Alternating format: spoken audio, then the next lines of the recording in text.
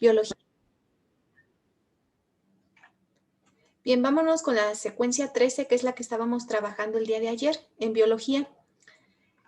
Me di cuenta que las dos primeras preguntas que les puse son las mismas que les había puesto para la sesión anterior, que fue la de ayer. Entonces, esas, por eso las acabo de tachar.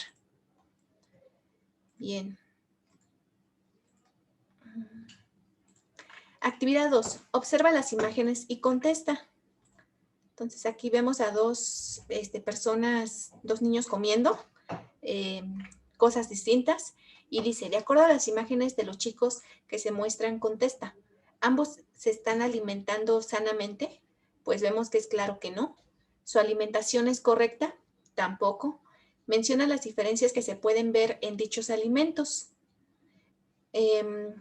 Pues podemos observar que en la primera imagen está comiendo pura comida pues chatarra, que no tiene pues grandes cantidades de nutrimentos, de minerales, de grasas buenas, que son las que el cuerpo necesita para funcionar de forma óptima. Y por el otro lado, vemos puros alimentos que te dan energía, porque son muchas frutas, verduras, algo de leche. Bueno, pero sobre todo nos vamos más a las frutas y a las verduras. Ya les decía, la leche no necesariamente te aporta más calcio a los huesos, porque ya decíamos que los huesos de las vacas pues son muy distintos a los huesos de los humanos, ¿cierto? La constitución. Entonces, no es verdad de que entre más leche tomes, más calcio vas a tener. Eso no es verdad. Hay otras formas de que el calcio se fije. Una de ellas, pues, es que te dé el sol. Entonces, por ejemplo, las personas que están adentro todo el día y que prácticamente no se asolean, pueden tener en el futuro problemas con sus huesos porque no van a estar lo suficientemente fuertes. En un futuro, ¿cuál de ellos tendrá problemas de salud? Pues es claro, ¿verdad? Que el primer niño está comiendo mucha grasa, grasas saturadas, que son esos aceites donde se fríen, pues por ejemplo, no sé, las papas, el refresco pues tiene cantidades de, una gran cantidad de azúcar que tu cuerpo pues no necesita, está comiendo exceso de pan. Entonces en un futuro va a tener él seguramente enfermedades degenerativas, ¿no? Más pronto le van a llegar a él. Tal vez al otro niño, el que está del otro lado, no le lleguen esas enfermedades. ¿Por qué? Porque ya decíamos que un factor muy importante para mantener la salud pues es la alimentación. Además de que en el segundo caso, lo que está consumiendo el niño le está aportando energía. Bueno, ¿qué pasa cuando nosotros comemos como en la primera imagen? Que en lugar de darte energía, te la quita. ¿Y qué pasa? Pues que sientes pesadez, no tienes energía, no tienes ganas de salir no sé, a correr, a jugar, porque te quita la energía. Y en cambio en el otro, pues es lo contrario, te aporta energía para que seas más activo y también ayudes a tu cuerpo pues a estar más sano al ejercitarte. Siguiente. ¿Qué son los cereales y tubérculos? Son alimentos ricos en carbohidratos, por lo que aportan mucha energía a la dieta. Incluyen, bueno, entre ellos, pues está el maíz, arroz, avena, cebada, amaranto y alimentos que se obtienen a partir de ellos.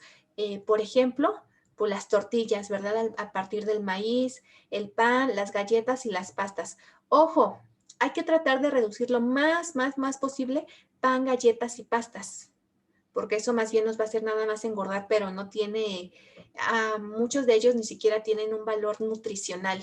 Las tortillas, sí, es bueno consumirlas, siempre y cuando sepamos de dónde, o sea, con qué ingredientes las están haciendo. Si, por ejemplo, es la señora que en mi cuadra vende tortillas, pues entonces hay que consumir a ella. ¿Por qué? Porque lo más seguro es que ella está comprando, pues sí, los costales de maíz, está haciendo su nixtamal para hacer sus tortillas. Entonces no tiene, pues, sustancias que son dañinas para nosotros. En cambio, si las compramos en una tortillería, Pues la masa que ellos utilizan no es 100% de maíz, le ponen otras cosas. ¿Para qué? Pues para que rinda, para que entonces ellos obtengan mejores ganancias. Entonces, de preferencia, hay que consumir a la señora que sabemos que hace las tortillas y tratar de no consumir de tortillerías o lo menos posible. Siguiente, ¿qué son las leguminosas y alimentos de origen animal? Esos son alimentos que aportan proteínas. Ahí anota la palabra proteínas. Ejemplos de leguminosas son los frijoles, garbanzos, chícharos y la soya. Y los alimentos de origen animal, pues ya sabes que pueden ser todo lo que venga de los animales, carne, pescados, huevos, lácteos. Dentro de los lácteos, pues está la leche, pero también todos los quesos, ¿sí? Y se recomienda que la cantidad de leguminosas sea mayor que la de los alimentos de origen animal. De hecho, entre más puedas evitar los alimentos de origen animal, es mejor para tu cuerpo.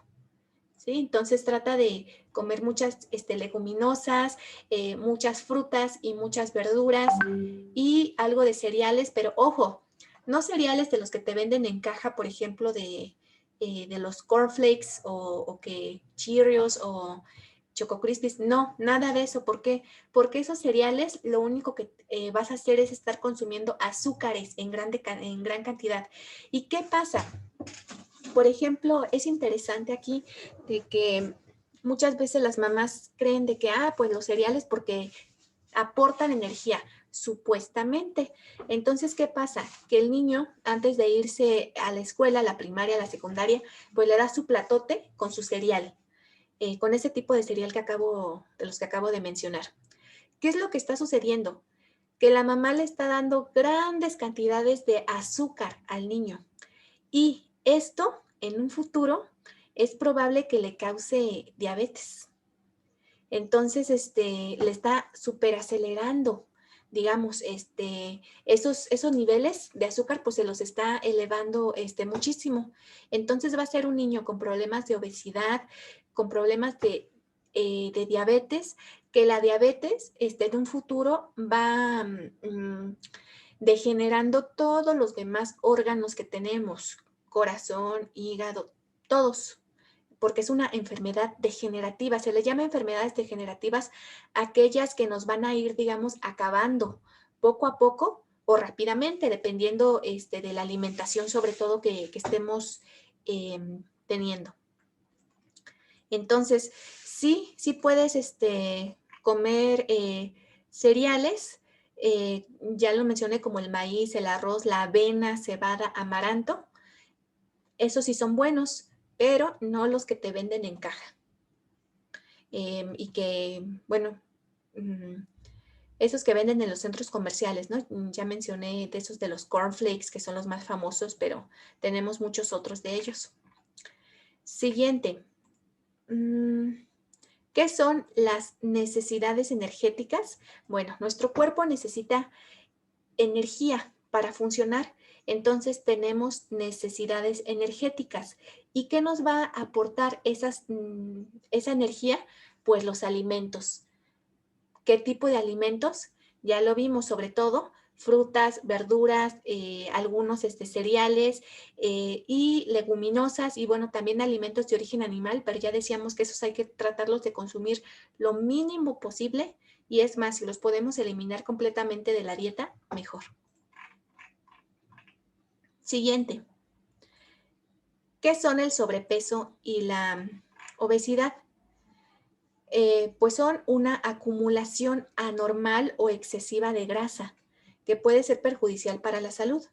El índice de masa corporal es un indicador simple de la relación entre el peso y la talla que se utiliza frecuentemente para identificar el sobrepeso y la obesidad en los adultos. Se calcula dividiendo el peso de una persona en kilos por el cuadrado de su talla en metros, que es kilogramo por metro cuadrado. ¿Qué causa el sobrepeso y la obesidad?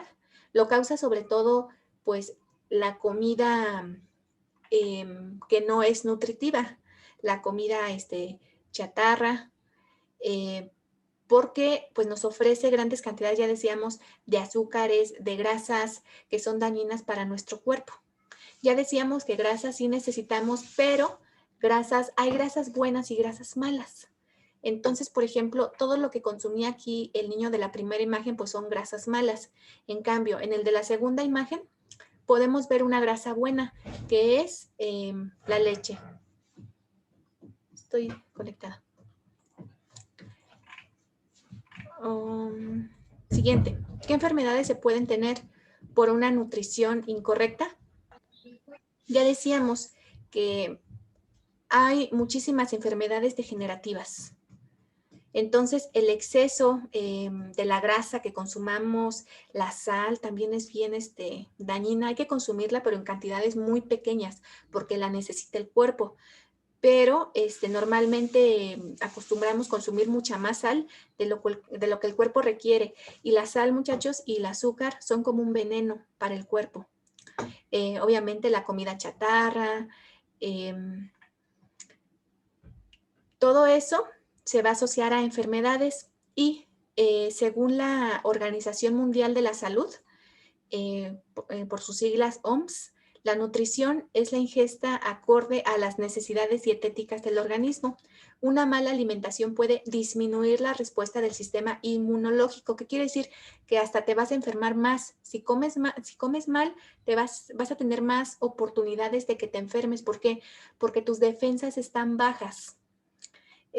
Va a alterar también el desarrollo físico y mental. Pues, ¿qué pasa? Que vas a pensar menos, que seguramente tal vez hasta crezcas menos e incrementa la vulnerabilidad a las enfermedades. Entonces, es más fácil que contraigas enfermedades si no tienes una buena alimentación. Entonces, algunas de las enfermedades pues son cánceres gastrointestinales, o sea, en el estómago, cardiopatías, es decir, que tu corazón funcione mal, y accidentes cerebrovasculares, entonces que tengas algún derrame cerebral o algún otro problema con el cerebro. Entonces, esas son algunas de las enfermedades. Y terminamos. Ok, vámonos ahora a matemáticas, por favor. Déjenme empezar a compartir. Bien, es importante aquí en matemáticas porque vamos a recordar el mínimo común múltiplo y el máximo común divisor, que tal vez no sé si se acuerdan, pero está muy sencillo de sacarlo. Ahorita vamos a recordarlo.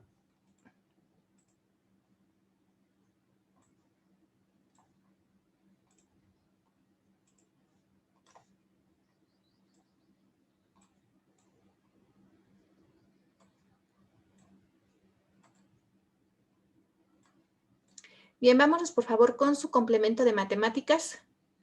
La página que es,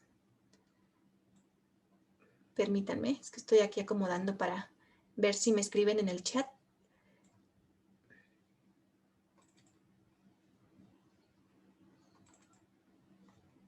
Ok.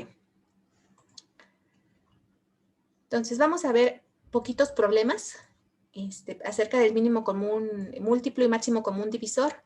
Ahorita, si no se acuerdan, pues como quiera se los voy explicando y van a ver que estaban sencillos. Bien, dice, problemas que implican el mínimo común, máximo común divisor y mínimo común múltiplo. 3 galgos, los galgos son perros, compiten en una carrera. El primero tarda 40 segundos en dar una vuelta a la pista. El segundo tarda 50 segundos y el tercero 60 segundos. Y te preguntan, ¿cuántas vueltas debe dar cada uno para que vuelvan a coincidir en el punto de salida? Y en esta tenían que sacar el mínimo común múltiplo. ¿Cómo se saca? Bueno, decía que el primer perro tardaba 40 segundos, el segundo tarda 50 y el tercero tarda 60 segundos. Bien, pongo la rayita. Acuérdense que se tienen que dividir por números primos. ¿Cuáles son los números primos? Vamos a recordarlos. El 2, el 3, el 5, el 7, el 13. Bueno, esos son números primos. Ah, me faltó que el 11, ¿verdad? También. El 11.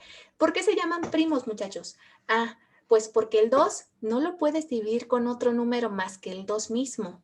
El 3, bueno, sin que te sobre el resto, o sea, que no te queden decimales, nada.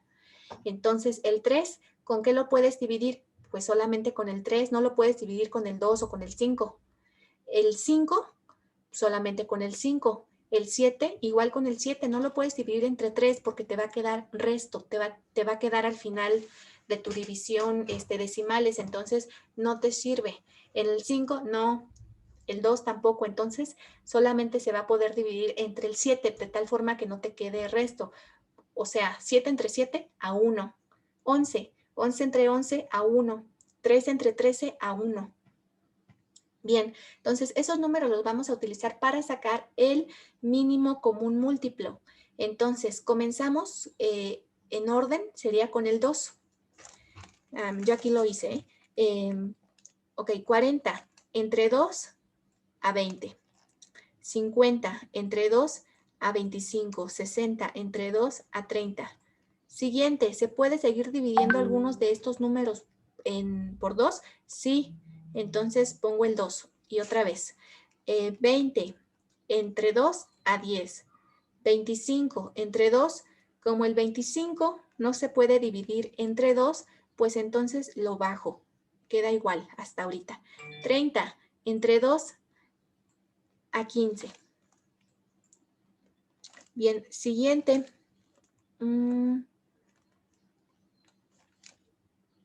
Ok, otra vez utilizo el 2. ¿Por qué? Porque 10 sí se puede dividir entre 2, entonces 10 entre 2 a 5 y bajo el 25 porque no se puede entre 2 y bajo el 15 porque tampoco se puede entre 2. Siguiente, pues sería el 3, ¿verdad? Bien, el 5 no lo puedo dividir entre 3, entonces baja igual. El 25 ¿se puede dividir entre 3? No, entonces va a bajar igual.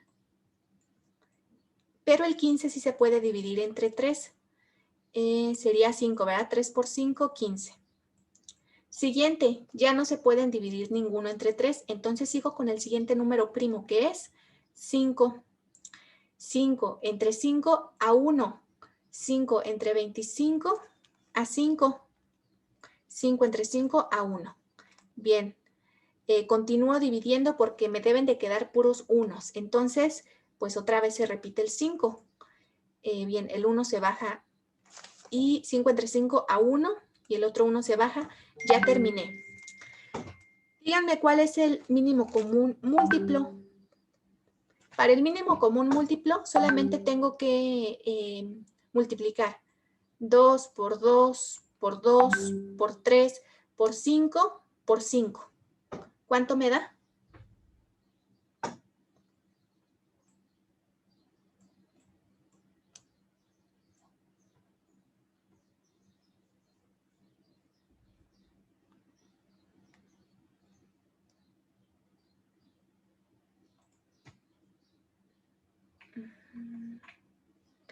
A ver, Armando aquí ya nos dio la respuesta.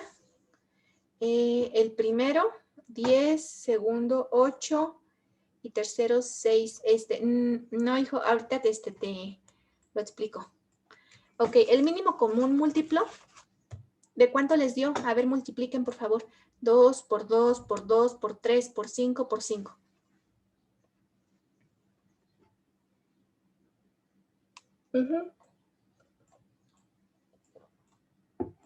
Correcto. 600, ¿600 qué? Pues segundos, ¿verdad? Porque lo que estuvimos sacando fue de segundos, 40 segundos, 50 segundos. Entonces, el mínimo común múltiplo de todos esos segundos, 600 segundos. Entonces quiere decir que tendrían que pasar 600 segundos para que todos coincidan en un mismo punto.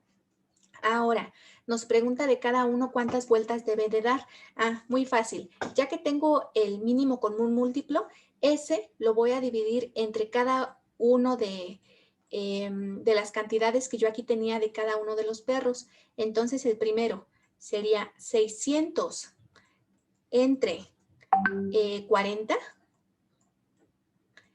es igual a 12.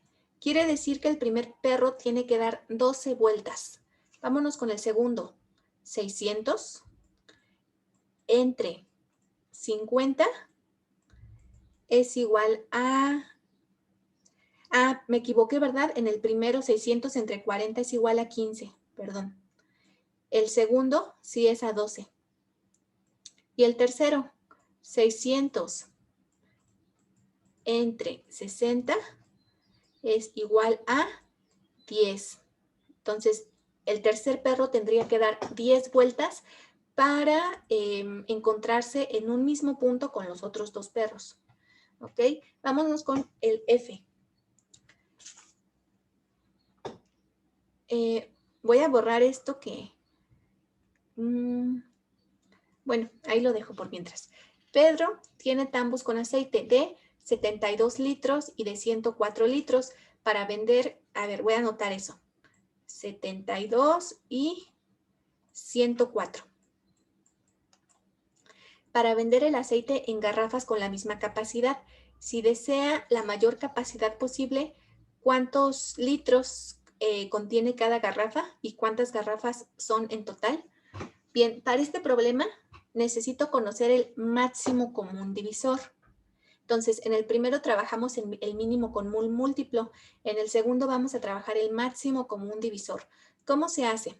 Bien, pongo mis cantidades separadas. En el primer problema las puse juntas, 40, 50 y 60, y las trabajé, digamos, al mismo tiempo. En el caso del máximo común divisor, no, las voy a trabajar por separado. Entonces, comienzo con el 72. Entonces, vamos a sacar del 72. Vamos a utilizar números primos. Ya dijimos que son 2, 3, 5, etc. Comenzamos con el 2. 72. ¿Se puede dividir entre 2? Sí. ¿A cuánto? A 36 da. 36 se puede entre 2, sí. 36 entre 2 da a 18. 18 se puede entre 2, sí. ¿Y a cuánto da? A 9. 9 se puede entre 2, no. Entonces seguimos con el siguiente número primo, que es 3. 9 entre 3 a 3. Y por último, el 3, otra vez entre 3, 3 entre 3 a 1. Y ya terminé. Vámonos con el segundo. ¿Se puede entre 2 dividir el 104? Sí. 104 entre 2 da a 52. ¿Se puede en 2? Sí. Entonces 52 entre 2 da a 26. ¿Se puede entre 2? Sí. 26 entre 2 da a 13. Ahora el 13. El 13 es un número primo, entonces no se puede dividir entre 2, ni entre 3, ni entre 5, etcétera. No, se tiene que dividir entre sí mismo. Entonces 13 entre 13 a 1. Ya terminé. Ahora, siguiente paso.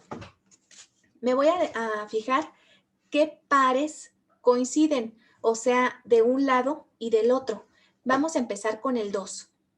Bien, con el 72 tengo ahí un 2 que utilicé. El 2 también se encuentra dentro del otro lado, o sea, del número del 104. Sí, entonces le voy a poner un circulito o una marca para saber que esos me van a servir para sacar el máximo común divisor. Siguiente, tengo otro 2. Me voy a fijar si en el otro lado también hay otro 2. Sí, sí lo hay. Ok, entonces voy a encerrar cada uno. 2, 2. Siguiente, vuelvo a tener un 2. Me voy a fijar si en el otro lado también tengo un 2. Sí, entonces los encierro. 2 y 2. Siguiente, tengo un 3. Me fijo si en el otro lado tengo 3. No tengo 3. Quiere decir que ya no voy a utilizar todos esos que están ahí porque ya no se repiten en un lado y en otro. Entonces, voy a poner por aquí, máximo común divisor es igual a, bien, ahí tendría que multiplicar 2 por 2, el punto significa multiplicación, muchachos, estoy poniendo el punto porque ya no me tengo espacio para escribir otro signo, por 2. Bien, díganme cuánto es 2 por 2 por 2. Si se fijan, nada más puse los números que se repitieron en ambos lugares. Entonces, ¿cuál es el máximo común divisor? ¿Cuánto es 2 por 2 por 2?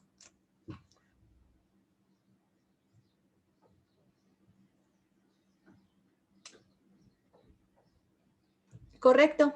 Ese es el máximo común divisor, 8. ¿Qué quiere decir?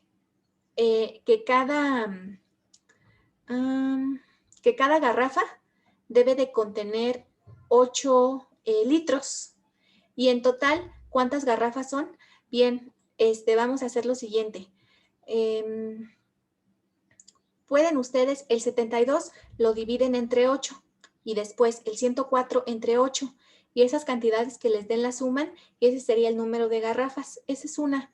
La otra opción es que de una vez sumen 72 más 104 es igual a ver, 72 más 104 es igual a 176 entre el máximo común divisor que es 8 es igual a 22. Quiere decir que tiene que haber 22 garrafas. Bien, vámonos con la G. 3 atletas inician su entrenamiento a las 6 horas. El primero recorre la pista en 12 minutos, el segundo en 15 minutos y el tercero en 20 minutos. ¿A qué hora volverán a coincidir los 3 atletas en el lugar de inicio?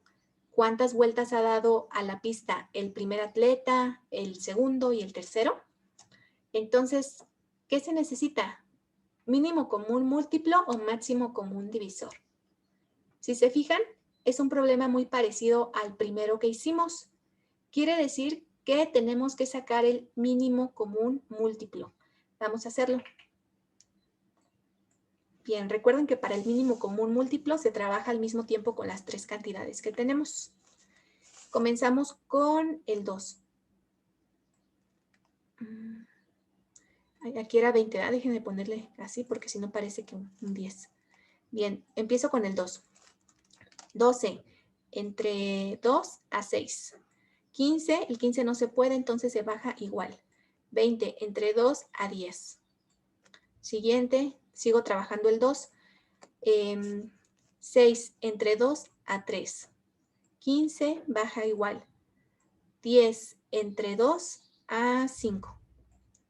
Siguiente, como el 2 ya no lo puedo utilizar porque ya no divide a ninguno de esos números, sigo con el siguiente número primo, que es el 3. Entonces coloco el 3. 3 entre 3 a 1.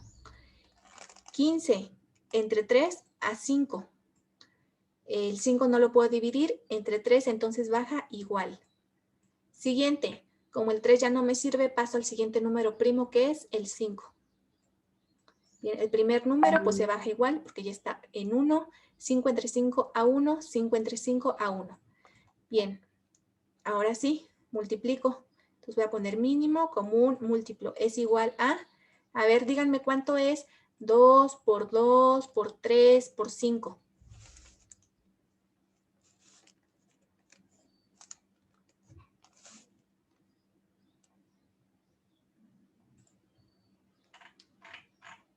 A 30.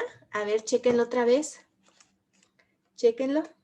2 por 2 por 3 por 5.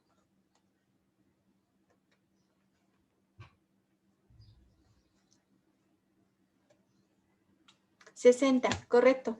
Ese sería el mínimo común múltiplo. Quiere decir, muchachos, que tienen que pasar 60 segundos. ¿Por qué segundos? Porque estábamos hablando de que un jugador, bueno, un corredor, Tardaba, ¿qué? 12, no, perdón, minutos, no segundos. 12 minutos, el segundo 15 minutos y el tercero 20 minutos. Entonces, el mínimo común múltiplo está dado en minutos también, 60 minutos. Quiere decir que tiene que pasar una hora, ¿verdad? Para que se vuelvan a encontrar o coincidir en un mismo punto. Entonces, si comenzaron a las 6 horas, en una hora se van a encontrar, que sería a las 7 horas. A las 7 horas van a coincidir. Ahora, te pregunta que cuántas vueltas tendría que dar cada atleta. Bien, entonces, como ya conocemos el mínimo común múltiplo, hacemos las divisiones. Primero, 60 entre 12 es igual a 5. Entonces, el primero tiene que dar 5 vueltas. Siguiente, 60 entre 15 es igual a 4. El segundo da 4 vueltas. Y vámonos con el tercero. 60 entre 20 es igual a 3. ¿Bien? Terminamos. Vámonos con el último.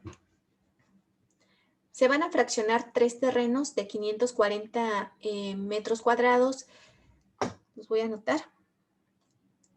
540 metros cuadrados, 720 metros cuadrados y 900 metros cuadrados, respectivamente. Y se desea que el área de cada lote sea la mayor posible. ¿Qué quiere decir? Que tengo que sacar el máximo común divisor.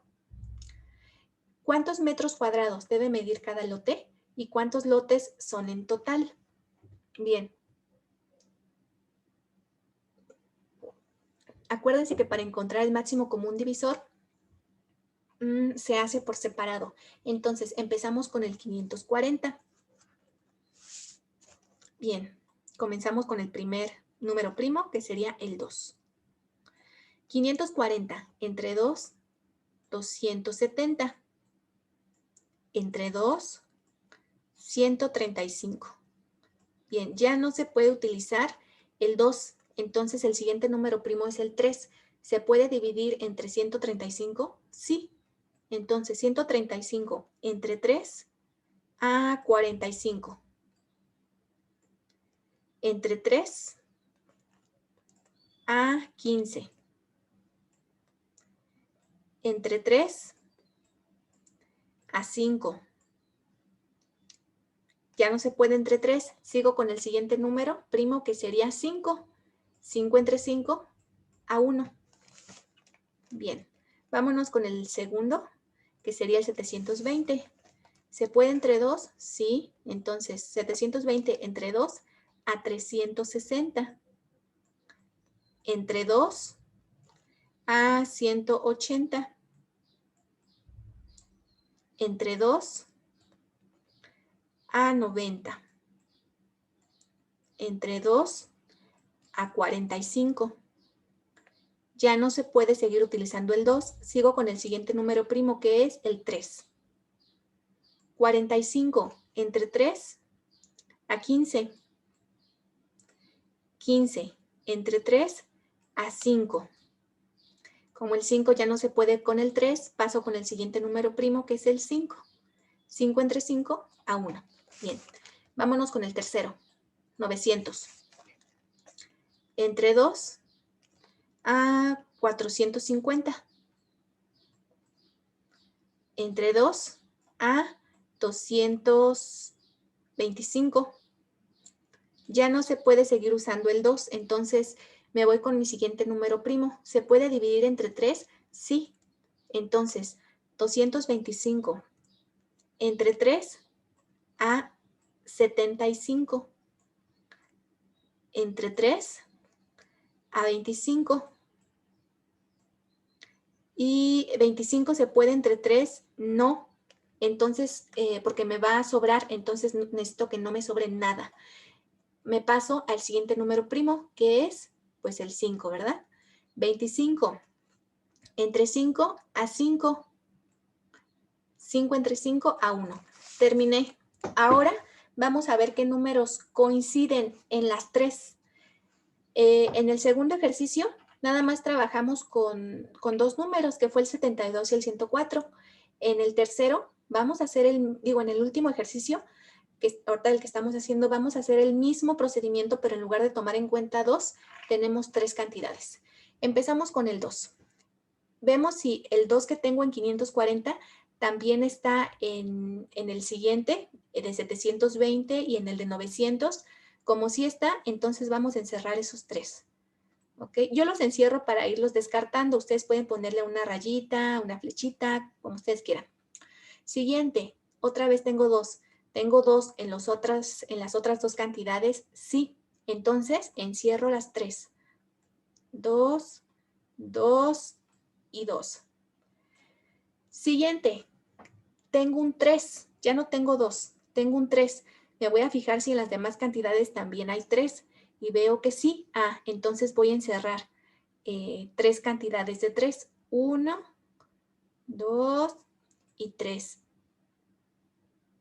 Bien. Siguiente, tengo otro 3. Me voy a fijar si también hay 3 en las demás. Sí las hay. Entonces, los voy a encerrar esos 3. 3, 3 y 3. Siguiente, tengo otro 3. Me voy a fijar si también están los demás. No, ya no tengo más 3. Entonces, ese 3 ya no lo encierro. Sigo con el que sigue. 5. Si existe el 5 en las demás cantidades, entonces lo voy a encerrar. Y como si existe, entonces voy a encerrar los 3 5. 1, 2 y 3. Bien, siguiente. Les voy a poner máximo común divisor.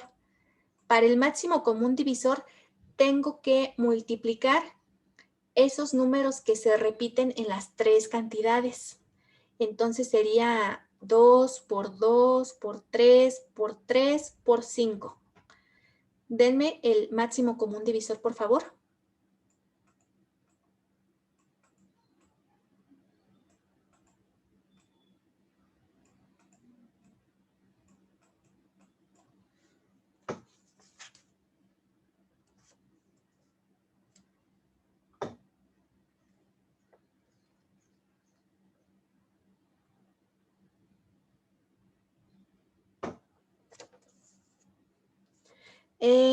No, Armando, tiene que ser multiplicación. 2 por 2 por 3 por 3 por 5. ¿Cuánto es? A ver, chécalo otra vez. Ese sería el máximo común divisor. No te debe de dar una cantidad exacta. No debe haber decimales.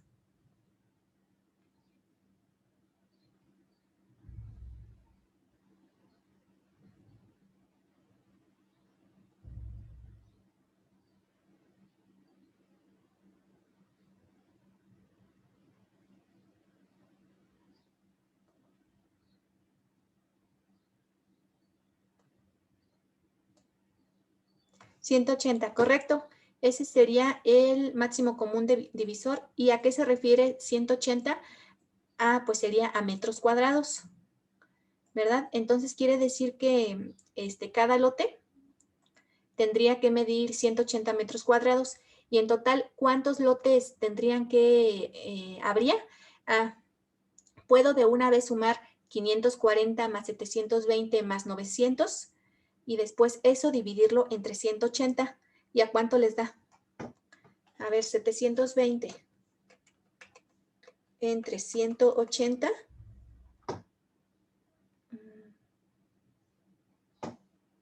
Ay, no lo puse mal, perdón. 540 más 720 más 900 y luego eso lo divido entre 180. ¿A cuánto te dio? ¿No? Bueno, les debe de dar a 4. No es más. A ver, 540 más 720 más 900. Eso es igual a 2160. Entre 180 es igual a 12. Entonces, en total va a haber 12 lotes. Bien, vámonos a lo siguiente. Lo siguiente es muy sencillo. Permíteme.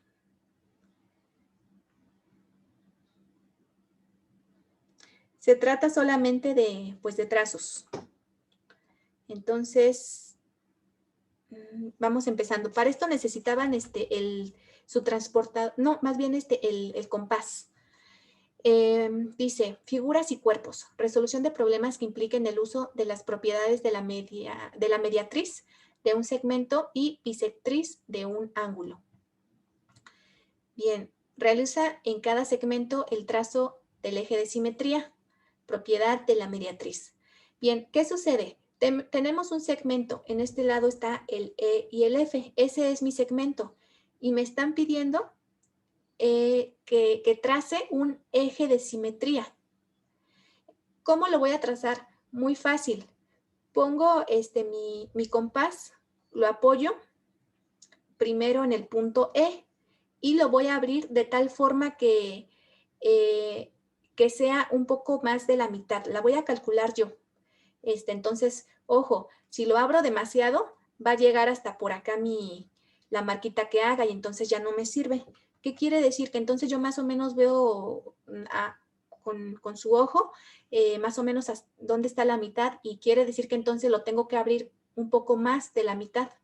Entonces, ya que lo abran, trazan, digamos, como una media luna, ¿no? Lo que está aquí. ¿Qué pasa? Sin modificar mi compás, voy a ir y lo voy a poner en el otro punto, que sería en el F, y voy a hacer lo mismo. Voy a trazar ese arco. Entonces, en los puntos en donde se intersecaron, o sea, en donde chocaron o en donde se unieron, esos dos trazos que yo hice, voy a poner un puntito. Entonces pongo un punto donde se intersecaron y después con mi regla simplemente los voy a unir esos dos puntos y ya tengo el eje de simetría. Entonces vámonos con el B.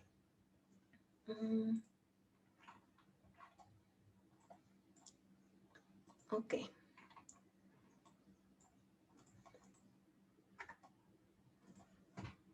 Bien, con el B, entonces me apoyo en el punto I, si quiero empezar ahí, y entonces abro mi compás, trazo más o menos mi segmento, me voy y lo apoyo en J, trazo el otro segmento, y donde se hayan intersecado esos dos trazos, ahí pongo un puntito, porque me va a orientar, para que ahora sí coloque mi regla y entonces una esos dos puntos y ese sería el eje de simetría. Bien, entonces hacen lo mismo en el C y en el D. ¿Tienen dudas respecto a cómo se saca el eje de simetría? Y si no, nos continuamos con el 2.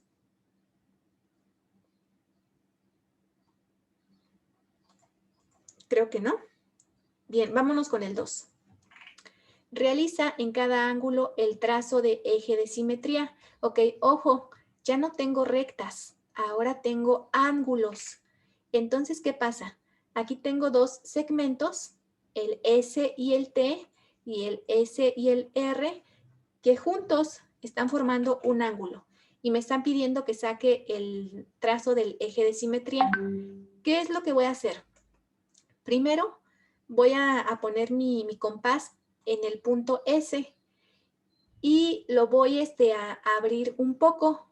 Yo voy a calcular que sea menos de la mitad, ¿no? De esos segmentos, porque después otra vez tengo que hacer otros trazos y para más fácil, ¿verdad? Entonces, trazo ese primer segmento. Enseguida, ya que tengo trazado ese segmento, mi compás lo voy a llevar a uno de esos puntos.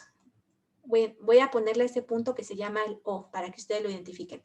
Lo pongo ahí y lo abro de tal forma que pues no esté demasiado abierto porque si no el trazo me va a quedar hasta por acá y ya no se va a ver así como muy claro. Lo puedo trazar calculando que no pase esas rectas del ST o del SR. Entonces hago mi primer trazo. Ahora, coloco mi compás sin modificarlo, sin abrirlo ni cerrarlo, del otro lado. Vamos a ponerle que ese segmento se llama E. Entonces lo coloco ahí y trazo mi siguiente pues digamos como pedazo de circunferencia. Bien, en donde exactamente chocan esos dos trazos, ahí pongo un punto. Y ahora sí, con mi regla, me voy al punto S. Y el punto S lo tengo que unir con ese punto que yo saqué. Y entonces sería ese mi eje de simetría. Bien, vámonos con el siguiente, con el B. Bien, para el B, entonces, primeramente coloco mi compás en el punto D y lo abro un poquito para trazar un primer arco y queda una cosa así, ¿verdad? Después, mi compás lo llevo al punto, vamos a llamarle otra vez el O. Lo llevo al punto O y lo abro un poco o con esa misma abertura que ya tenía y entonces trazo el arco. Y ahora lo pongo del otro lado, vamos a ponerle que es el punto E y trazo mi otro arco. Y entonces, exactamente en donde se unen esos dos arcos, ahí coloco un puntito. Ahora sí, con mi regla, entonces uno el punto D con ese punto que yo saqué. Y ese sería entonces mi eje de simetría. Lo mismo tendría que hacer para los demás. ¿Tienen dudas respecto a cómo sacarlo? Y si no, me sigo a la siguiente página.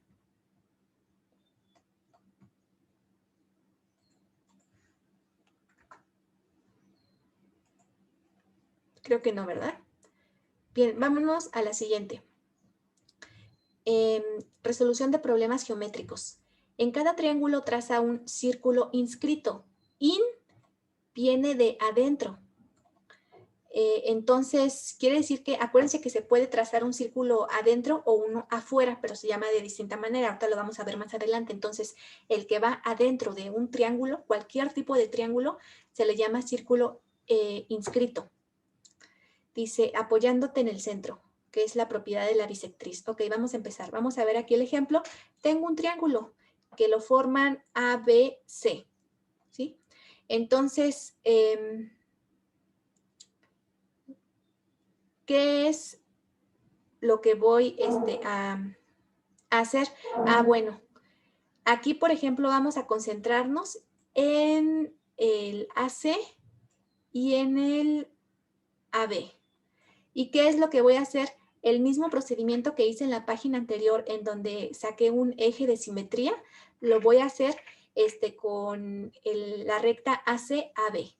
Entonces, ese sería, esta que está aquí, sería el eje de simetría que corresponde al ángulo, pues al ángulo A. Ahora vamos con el otro ángulo, el B. Voy a sacar mi eje de simetría.